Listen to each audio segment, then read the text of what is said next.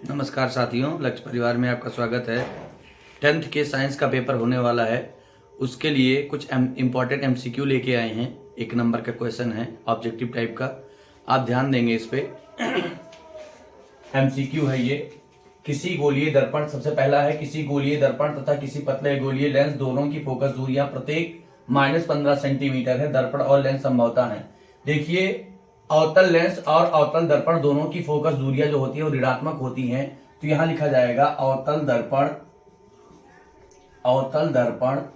तथा अवतल लेंस। अवतल दर्पण तथा अवतल लेंस दोनों की जो फोकस दूरियां होती हैं वो ऋणात्मक होती हैं।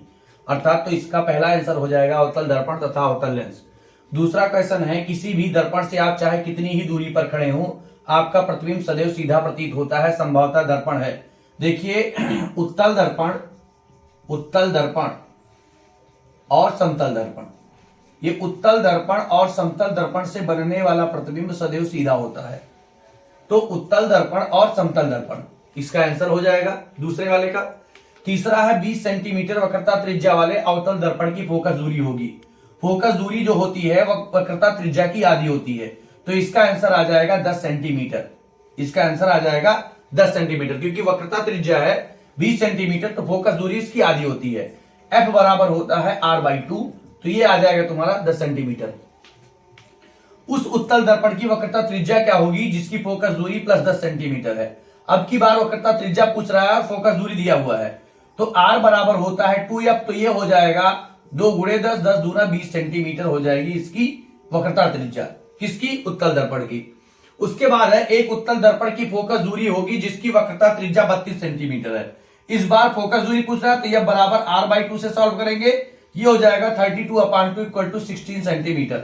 इसकी जो फोकस दूरी आ जाएगी उत्तल दर्पण की वो 16 सेंटीमीटर आ जाएगी, 16 सेंटीमीटर आ जाएगी।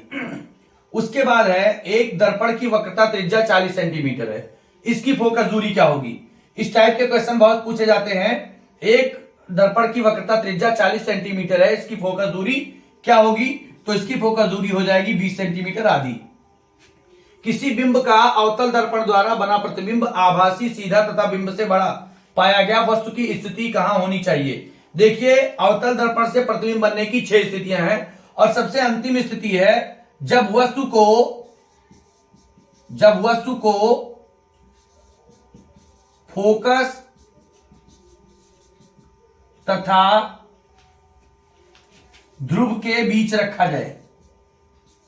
जब वस्तु को फोकस तथा ध्रुव के बीच रखा जाता है, तो जब वस्तु को अवतल दर्पण के सामने जब वस्तु को फोकस तथा ध्रुव के बीच रखा जाता है, तो बनने वाला प्रतिबिंब जो होता है वो बिंब से बड़ा होता है और आभासी होता है और सीधा होता है। बाकी 5 स्थितियों में इससे जो प्रतिबिंब बनता है वो वास्तविक होता है, उल्टा होता है।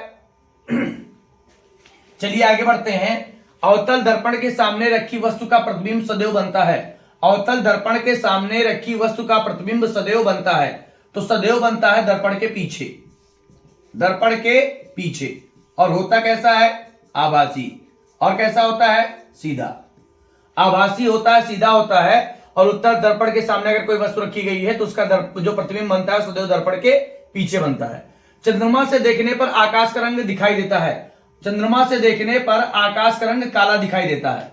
चंद्रमा से देखने पर आकाश का रंग काला दिखाई देता है। और इसका एक क्वेश्चन ये भी आता है कि चंद्रमा से देखने पर आकाश का रंग काला क्यों दिखाई देता है? तो ये भी एक बार आप पढ़ लीजिएगा। समतल दर्पण की फोकस दूरी, समतल दर्पण की जो फोकस दूरी होती है वो होती है अनंत। समतल दर्पण की फोकस दूरी अनंत होती है। फिर पूछ रहा है, फोकस दूरी तथा वक्रता त्रिज्या में संबंध क्या होता है? तो फोकस दूरी और वक्रता त्रिज्या R बराबर होता है 2F, या यहीं से बनता है F बराबर R/2। R बराबर 2F या F बराबर R/2। वक्रता त्रिज्या बराबर 2 × फोकस दूरी या फोकस दूरी बराबर वक्रता त्रिज्या बटा 2। उत्तल दर्पण से प्रतिबिंब सदैव बनता है।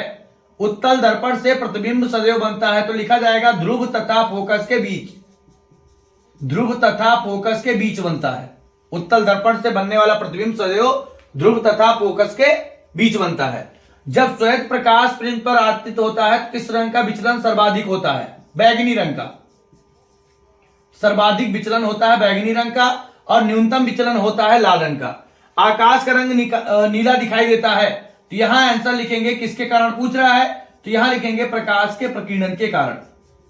प्रकाश के प्रकीर्णन के कारण आकाश का रंग नीला दिखाई देता है। और क्रांतिक कोण का मान अधिकतम होता है, ये किस रंग के लिए पूछ रहा है, तो इसका आंसर हो जाएगा लाल रंग के लिए। क्रांतिक कोण का मान जो होता है वो अधिकतम होता है लाल रंग के लिए। धन्यवाद।